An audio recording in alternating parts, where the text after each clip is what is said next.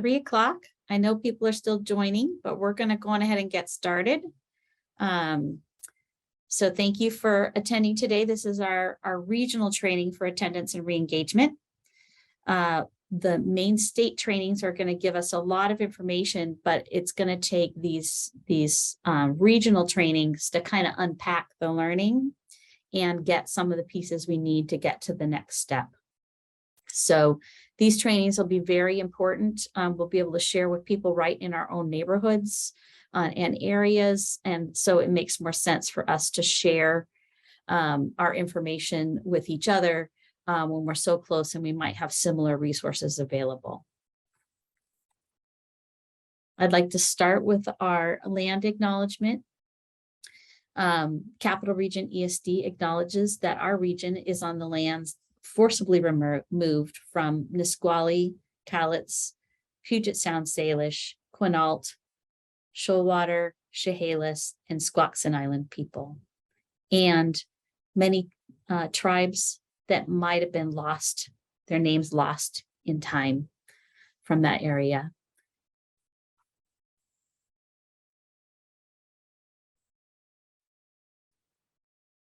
This is our agenda today. It's a little packed. I would like to try to get done a little early today if we can, but if we can't, we'll stay to 4:30. But if I'm moving too fast, please let me know. I'm taking a class through the University of Washington about Native American education, and happen to put it on the same day as some of my trainings. So let me know if I'm going too fast, please. Today we'll be going over to introductions, team evaluations, and I know some of you are still working on making your teams, but that's okay. We're going to at least look at the areas maybe that we consider that we might need to look at. Partnership with Truancy's systems. We at the last training learned that we need to add some more tier 1, and so adding a new one before the next state meeting is something that we're going to be looking at.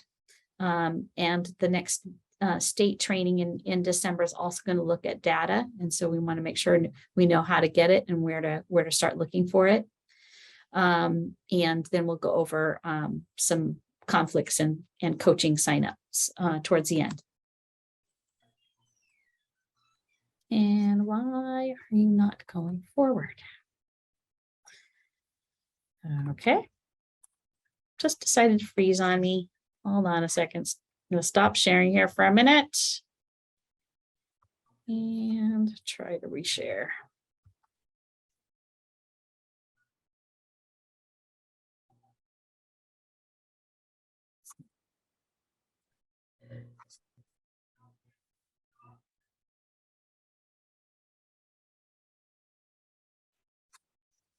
All right, there we go. Awesome. All right, everyone. Hello. I know some of you have been wandering in. We got started at 3, and I just want to make sure that we are able to at least finish on time, if not a little bit early today. If you would please introduce yourself in the chat, please put your district name and a little bit about your why you're on this project. You're going to notice I have a theme this year. Why? I'm really going to be digging into the why. So if you would put that in the chat, especially since our PD enroller didn't let some folks in before this session. And so I just want to have an accurate count of who is here today.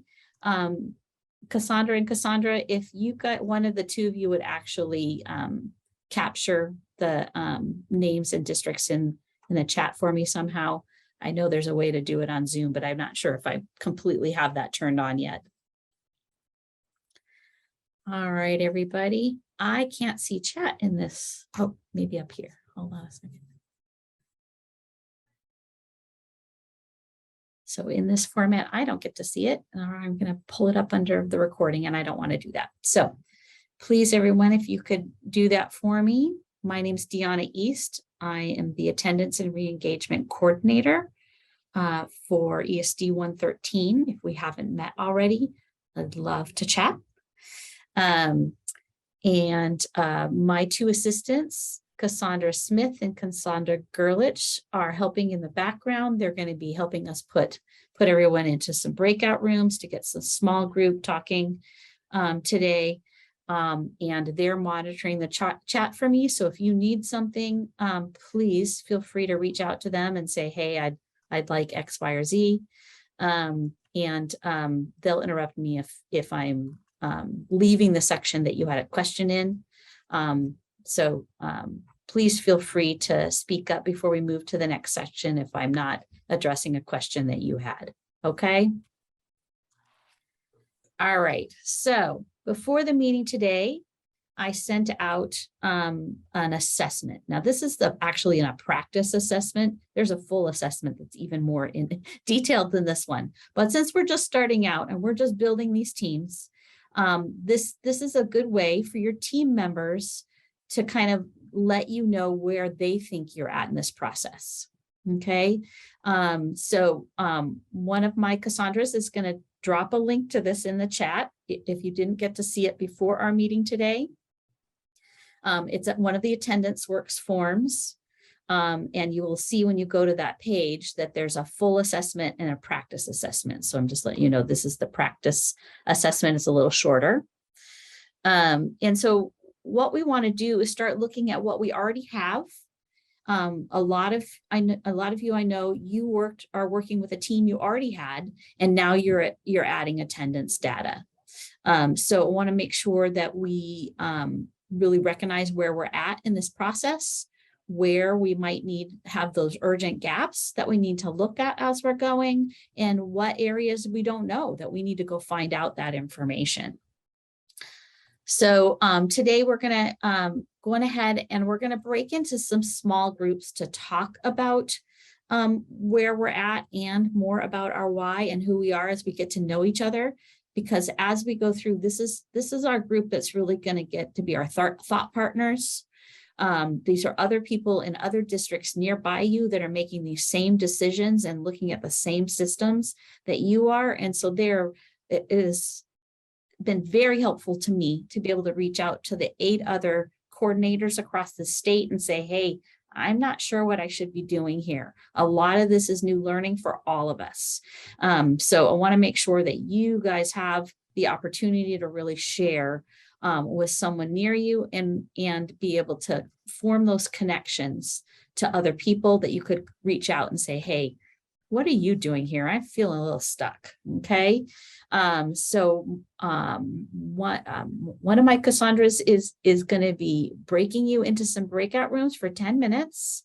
And they're going to also drop into the chat what questions you're going over, which is your obviously introduce yourself, let them know your why, and then where you think you're at in the process. If you haven't already filled this out, if your team's already filled this out, awesome. Share where your team thinks they're at in this assessment tool. Do we have things ready for the breakout? Yep. You want me to open them now? Please.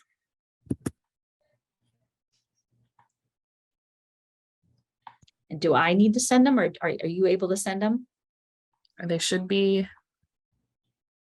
I opened them. People are going into the breakout rooms now. Awesome. Thank you.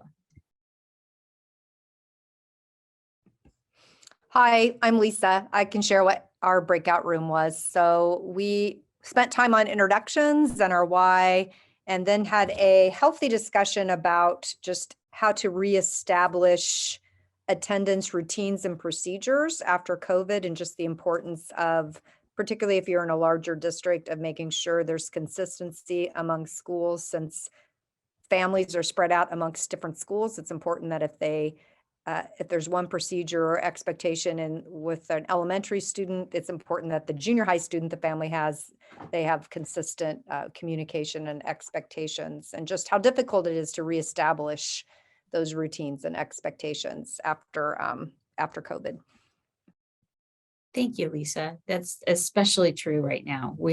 That's why this project is really getting started, is because we really need these systems and they were set aside for a while. Anybody else that in their group kind of got to talk about or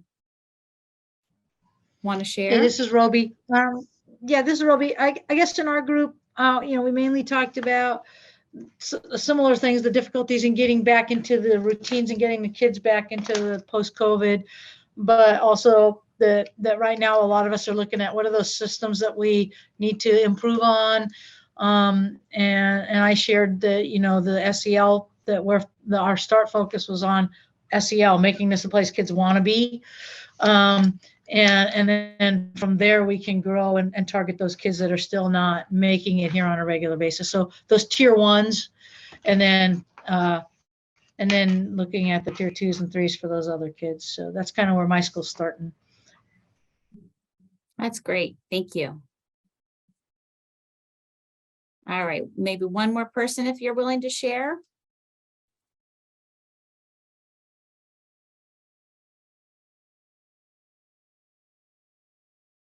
All right, well then we'll just move on to the next part here. And we are not moving forward again. All right, hold on a second. I'm definitely having some technical difficulties today.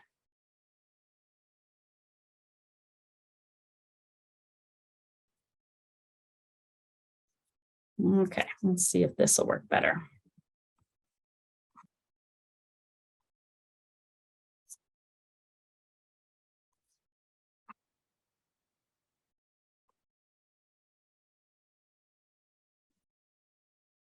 There we go. Okay, let's see if this will work. Awesome. Okay.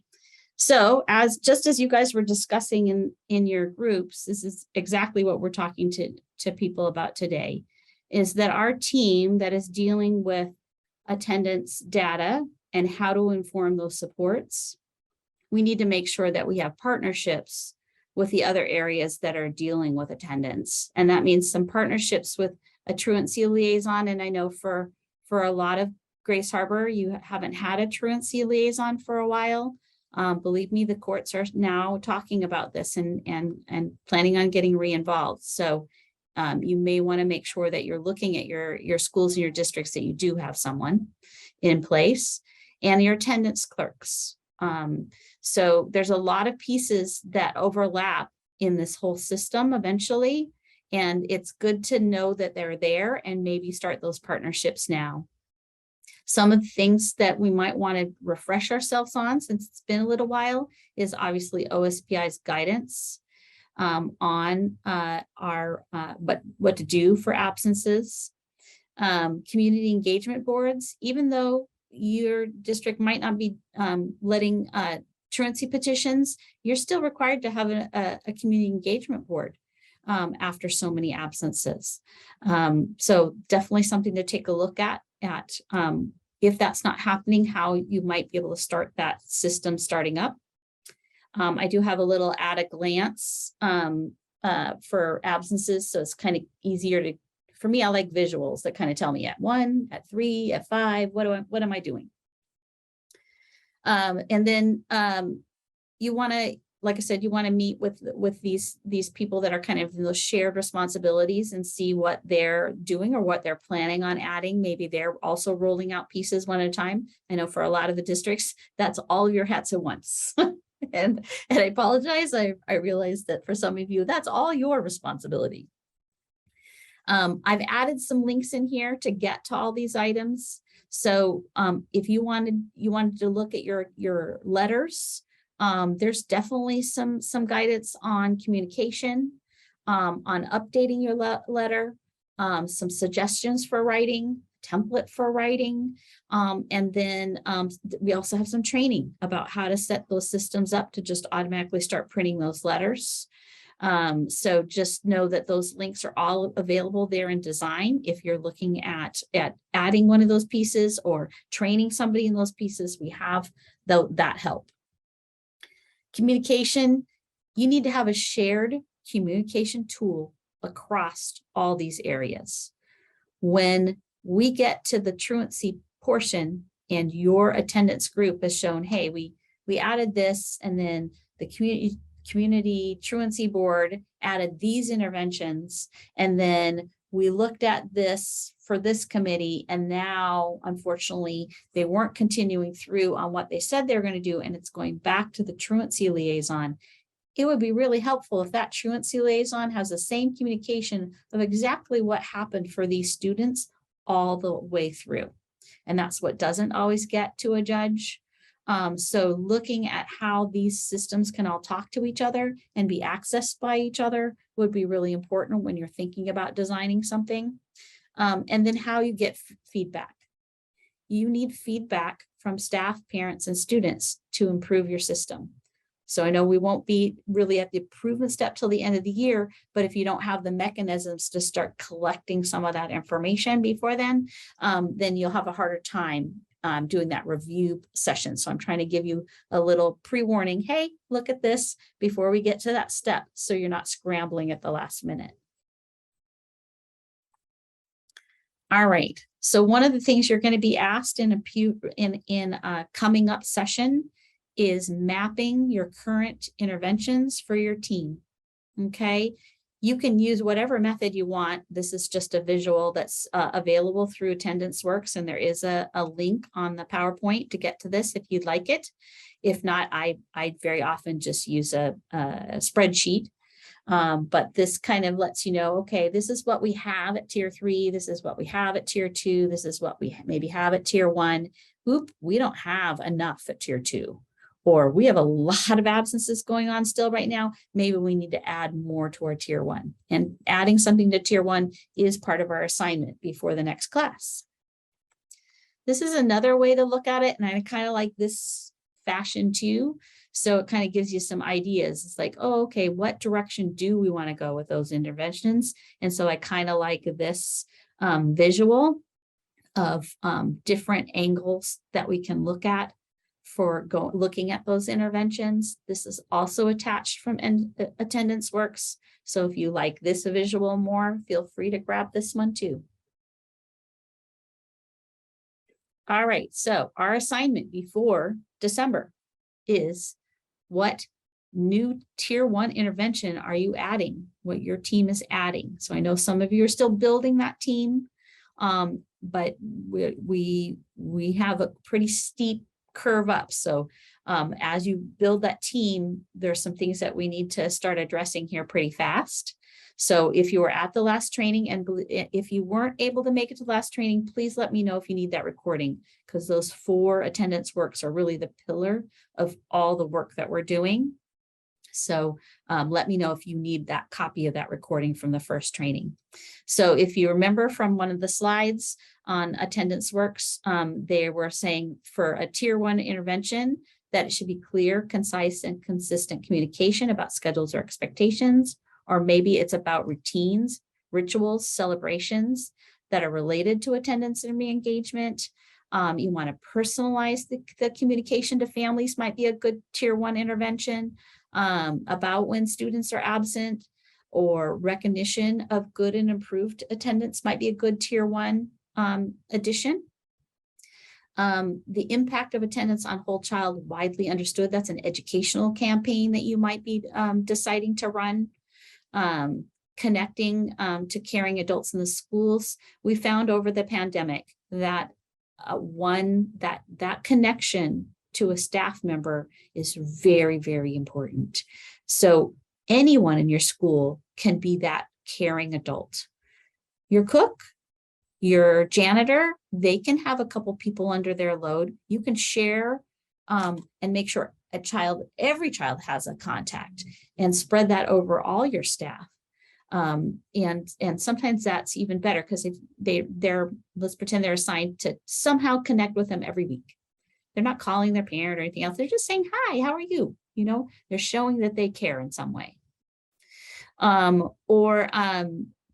There's a tool on Attendance Works, and I have it attached here below, that has a success plan. And some schools have decided that every single student will get a success plan. So that might be something better done during a conference, or maybe a special event after school that everybody sat down and made a success plan. Some of the things I added below, I love that they give us some ideas of where to go, but I like some concrete.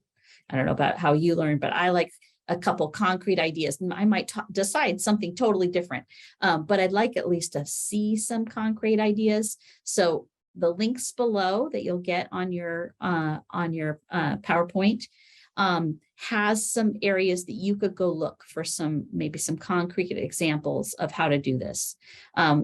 Collecting student and family voice, or those success plans that they were talking about. Warm welcoming at the door. If you're not already doing this, this is the best intervention you could possibly add at zero cost.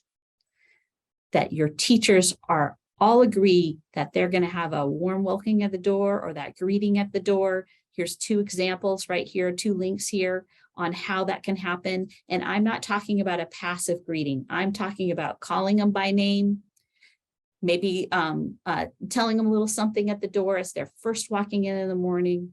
It's a really positive engagement and really helps in every child feeling seen and wanted. We also have inclusive recess. So if you're hearing from your students that one of the reasons they're not coming, and we're going to start hearing that information as we start to collect all these pieces and talking to different people, inclusive recess might be something that you might want to add as a tier 1 intervention. Can't talk today.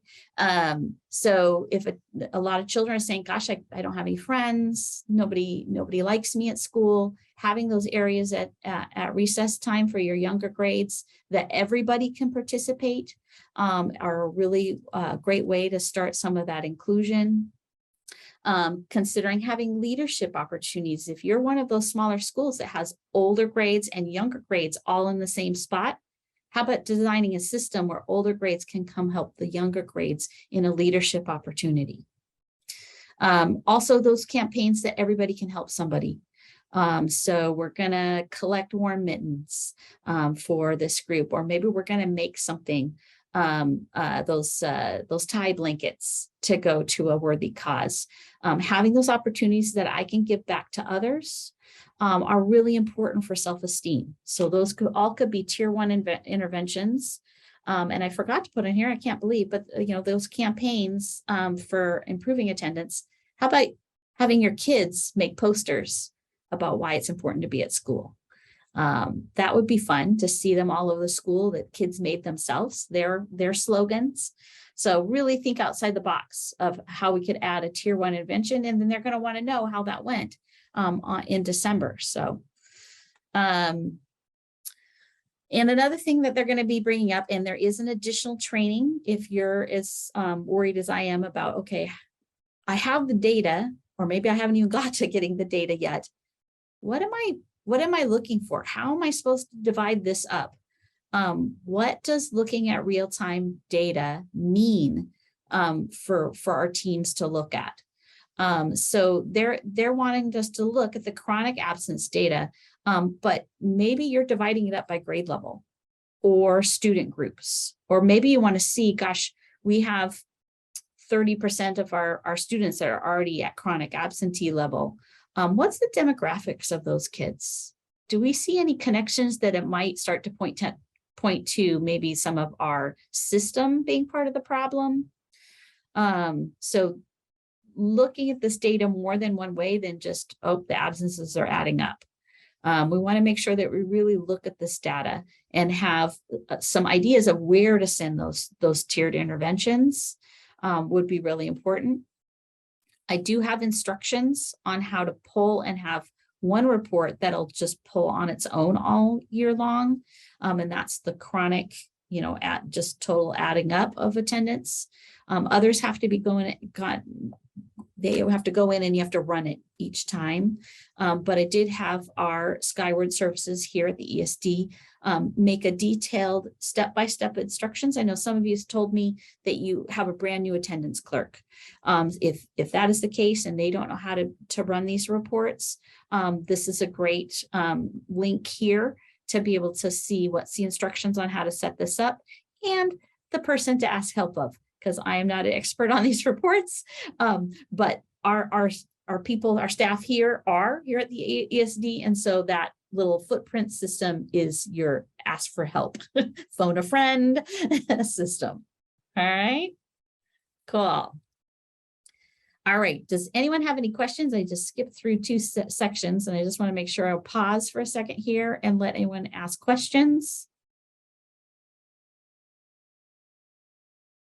All right, so we're going to break into a breakout room again and allow you to take a little time with some thought partners of what you think might be a good tier 1 intervention that you're going to add at your school or thinking about adding at your school. So my team, my Cassandras, are going to break you into another breakout room where you guys can kind of brainstorm a little bit. And if some of you would share some of those brainstorms when we get back, please, that will help for our recording. There we go. Awesome. All right, guys. I want some awesome ideas for tier 1 interventions to add in the next couple months. Unmute, tell us about it. So make the morning routines irresistible. So fun that the kids will not miss them, period. That's one of my takeaways and something that I'm going to communicate to our folks. Yeah. I love it. Awesome. Sounds like a great tier 1 intervention to add, and it won't cost you anything. That's awesome. We've been talking about peer-to-peer connections, forming lunch groups for some of the newer students or the students that are more absent because of negative peer relations. So we were just talking about that this morning, different lunch groups that we could connect. That's a great idea. I love it. And when you're new to a school, it's always a little scary. I don't know anybody. That sounds awesome.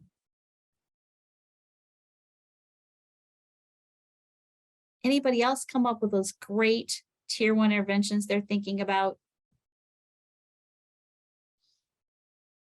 I think people can put things in the chat too if they're not comfortable with unmuting. Yes, please.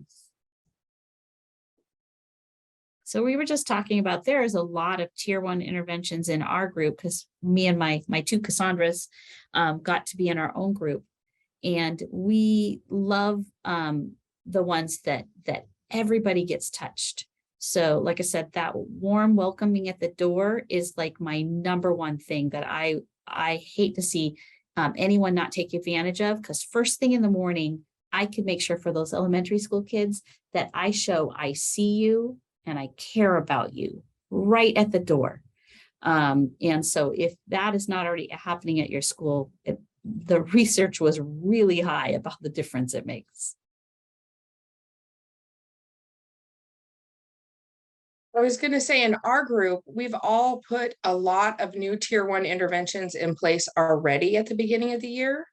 So to think of adding more, it was a little bit of a stretch. Just have to add one. And if you added something at the beginning of the year, I'm sure it could count. What we realize is we have way too many kids in tier 3, right? We have way too many kids that are missing absences already. Our chronic absenteeism is what I'm seeing in the data is already climbing pretty fast. So how do we put more of those to everybody? That tier 1 is something that everybody gets to get them to stay at school, and that's going to take some experimentation. All right. Anybody that put it in the chat? Guys, nope. Okay.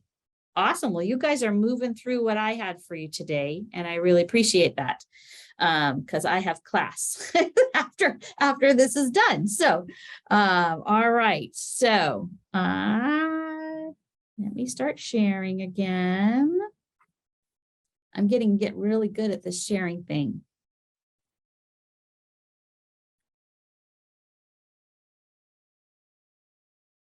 Oh, maybe not. There we go. Okay. All right. So you guys are all in different spots. I'm sure you're seeing this from your breakout rooms, that every district is going to be at a little different spot. Please let me know if your team is needing some assistance. Invite me to one of your team meetings. I could help give some suggestions and maybe see where you're at in the process and what new material you might need. Or if you just wanted a thought partner, feel free to sign up with some coaching time with me. So you are stuck at the point where you don't have those teams together yet. And you are really still trying to struggle about who can be on those teams. Sign up for a coaching meeting and we'll talk about wherever you're at in this process. You're going to see when you take a look at our timelines that we move pretty fast. If you were able to get to PD Enroller and see every month, we're adding a couple things. So if you still don't have your team yet, you're going to start to feel like, oh my gosh, now when we do get our team, we really got a lot to do. So I'd rather help you out in trying to get caught up a little bit so you can participate at the same point everybody else is at some of these trainings. And it's okay. We are learning all year. Your team is not going to be perfect. We are adding to this team all year because the whole point is at the end of the year, we can reflect on what we did and see what we need to add and get ready for next year. So we'll actually have the whole summer to do training and maybe educational campaigns, all those fun things that we would have loved to have at the beginning of this year. Okay, so that's kind of where we're at. So please contact me if you would like either of those of me. I really want to make sure that I'm out there and I'm helping you get started in these. So here's our timeline. On the 25th, if you're feeling like, ooh, I'm not too sure about that data, this is for district leads. For you that are districts and school all in one, you're still invited. This is what we're going to be looking at, that data and what this data can do for us. So please feel free. The link is right there. And you can join us. This was a training session for actually our ESD coordinators, because we're like, what exactly do you want us to be looking at? And we're like, hey, might as well share this with other teams that are at this point and want to know this information. In November, it's me again. You're back with me, and we're going to start looking at reviewing data, looking at the trends. We're going to be setting some team goals. And we're going to start looking at a strategy because we noticed things over the year. When we come back from school right after winter break is when you start to have a lull in attendance. So how about we think proactively about what we're going to do to make that fun when those kids come back after winter break, to encourage them to attend. And then in December, I didn't write it on here, that wasn't very smart of me, is the next state training. And so they're going to be going over some tier 2 intervention work.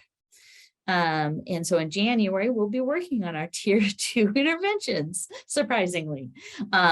Implementing caring conversations. I am so sorry. When they did the additional training, they put it on the same day as my regional meeting. Please attend my regional meeting. I will get a recording and send that out. But caring conversations is how we start to implement the entire school in the same direction of making a more welcoming school.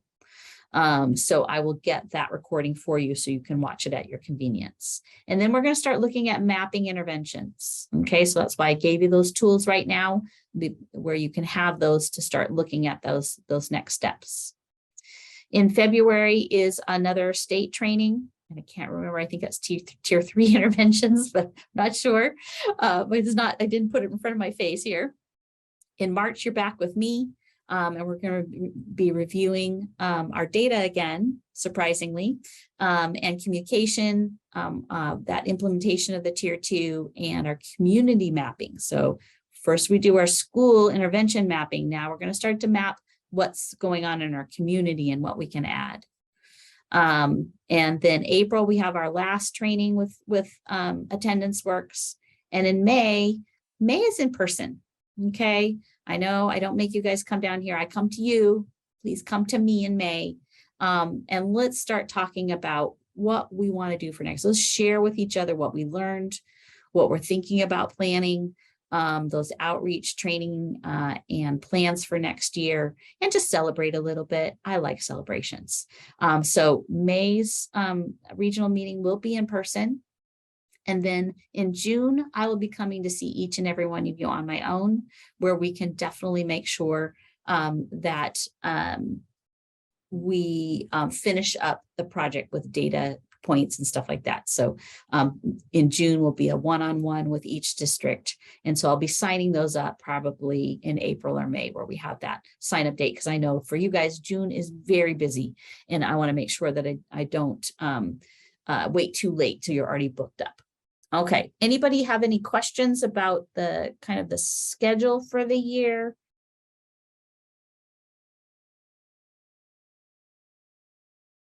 Or any questions about anything we covered today?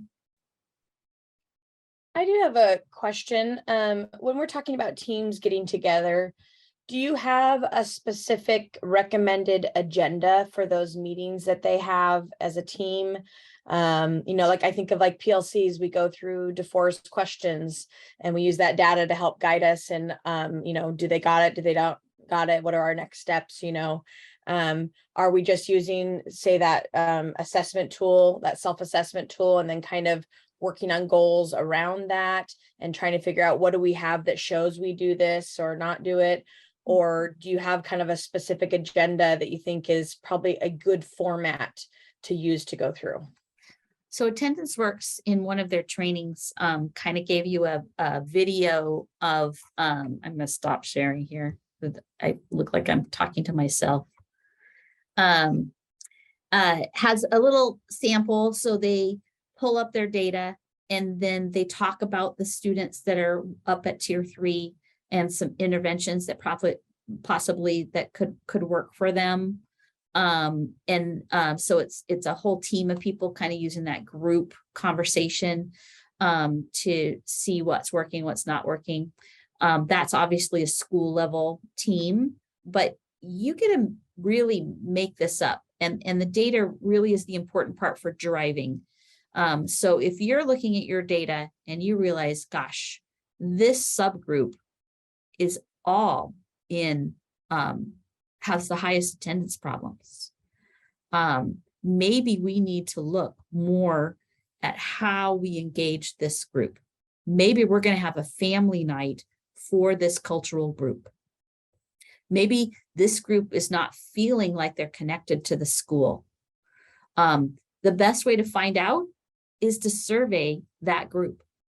Get something out to those parents. Maybe have a little lunch group with kids in that group and say, hey, if I need your help in finding out what makes you come to school. What do you think of why other kids don't come to school? Especially if you work with younger kids, they're going to tell you. If you work with older group, order pizza. You feed them, and very often they'll talk to you. So we need to find those mechanisms to find out, because we're guessing on what the problem is. If you can get their answers, you're going to win the game. Okay. Another ESD, they hired some of their high school students to over the summer did an internship, and they made a bunch of those little social media campaigns that were from kids. So kids made up the little slogans and stuff like that. And I was like, oh, I so want to get to the point where I can hire a group of teens. What if you had a leadership group that was working on that kind of project, or an after school group? Finding student voice and parents' voice is critical at this time. So if you can find a way to get that, and finding ways to get back together. We are so isolated, okay? So family events is something that I would also look at. Does that help? But that team, and you have two different teams. So I don't know if you guys know there's priority districts on here. I have 3 priority districts that got a grant, and they are looking at a district level and school level at the same time, and they hired some help to make this happen. So for those 3 schools, they have 2 teams eventually that will be in these meetings. One to look at the policies that need to change. That's your district team. And the school team to look at what's needed at that school. Okay, for my targeted districts, the rest of you, you're having one of my Cassandras working at your school. You're a targeted district. You didn't get a direct grant. The ESD got the grant to hire my 2 amazing Cassandras. And so you're running alongside because we need more data on how this works. We know case management is a tier 3 strategy, but we cannot change a system with just case management. It's not going to work. So we're lending you some case management help while you find that team that is going to start looking at this data and changing those interventions to start making it where more and more kids are able to be at school. So that's how we're collecting this data at the end of the year. And I know many of you might have had this conversation. My 2 Cassandras are doing the data work. Some of the data work for you. We'll be pulling just attendance data from your schools, but they're doing some very individualized data about why kids disengaged, what helped them come back. You know, they're really concentrating on giving the state some information on how we can look at some best practices at the end of this when we work together and we go, gosh, the schools that did X, wow, what a difference. You want to see, and here's the data. So I'm going to be asking you, what interventions did you put in place? When did you put them in place? So if you can kind of think, put a little note someplace on when you're adding these, then I can pull the data later. So we can start to see what interventions might have helped. And Mara, please, we can have a one-on-one conversation to really get you some specifics, because I know vague doesn't always help when you're making up something brand new. And so I'll definitely work one-on-one with you. Anybody else have any questions about some of the project? I know it's hard because it comes up really fast. All right. Well, then thank you. Yes. One question. I know that some of the questions that I've heard just kind of out in the field is what is the criteria for selecting the youth that are going to be on the caseloads? Yes. So for probably some of the targeted districts who only get a certain amount, picking that second 10, what's the criteria? Yes. So in an ideal world, all your students would have been picked by your team that's looking at attendance data. And when they got to tier 3, then your caseworker would be one of the interventions you had available, and you knew that they had a limited amount of space. So you would pick and choose what tier 3 intervention, and your case manager would have been one of those interventions. We had to get them started. We wanted our Cassandras to start getting some experience. So we used we added people at the targeted level from last year's data, and teams weren't quite formed yet. So somebody picked for you at your district. But now, as we're moving into these teams and we're going to start looking at interventions, that second half of the caseload. So for my targeted districts, that's probably about 10 students. They're going to add those 10 students from that intervention now. So this could be a conversation at a CEB that it's like, oh, okay, you're really struggling. I see, that you're, and you know what, we have an intervention of a case manager that might be able to help you out in this situation. And that's something that, and they would agree at that community engagement board or that conference to participate in that program. It's a whole different program. Okay. So what we're doing right now is we're getting started, but once you start being able to assign a case manager from your structured supports, you're going to see that case manager comes at a whole different level, because everybody's agreed to it at the beginning and they already know they're in trouble. and they're wanting to make a difference or wanting to change, then that's a different level that my two interventionists get to work with. And Mara, she has two amazing people with her district. And so that's when we're going to really see some magic for that little tiny percent at the top of your tier 3 that get this kind of intervention, because it's expensive, very expensive to have that one-on-one support. You want to make sure that we've tried to find in tier 1 and 2, we tried to reduce that there as much as possible. Does that make sense? So all the targeted distance, this is going to be a conversation as you're putting your teams in place, is when because she only has this many spaces.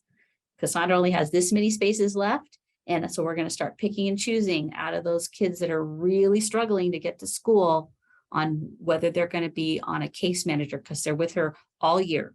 Case management isn't fast. It's very slow. I've got to build up their trust and their relationship with me and the student and me and the family and maybe me and a community to even make a difference in that area. So it's a slow intervention too. Awesome. Any other questions that might come up? All right. Please email me, call me. I really want to connect with you. I know beginning of the year was really crazy for people, but I really want to be of help if you're struggling in getting this team off and going.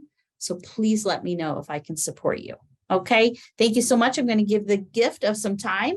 And you guys have a great day, and I will see you next month. All right. Thanks, everyone.